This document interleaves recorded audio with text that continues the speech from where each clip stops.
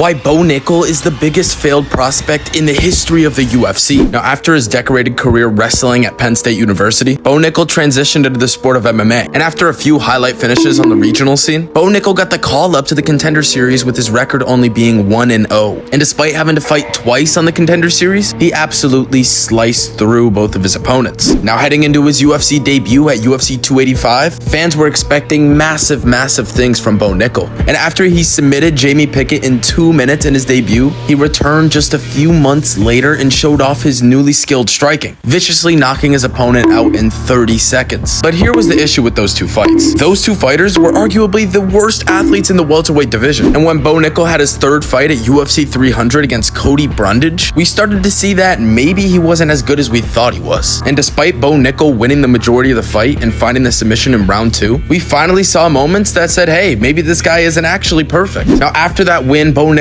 returned at UFC 309. And in that fight, fans were expecting Bo Nickal to dominate Paul Craig, who is getting older now. But instead, Bo Nickal didn't even shoot a takedown and had a 15-minute striking fight with Paul Craig in a fight that he almost lost. Now, Bo Nickal's lined up for a return this Saturday at UFC Des Moines against Reiner de Ritter. And despite Nickal being a minus 300 favorite in this one, honestly, this is a pretty 50-50 fight. De Ritter has 2 impressive wins in the UFC, and I think he can make this one very close. But let us know below, do you think Bo Nickal's the future of the UFC?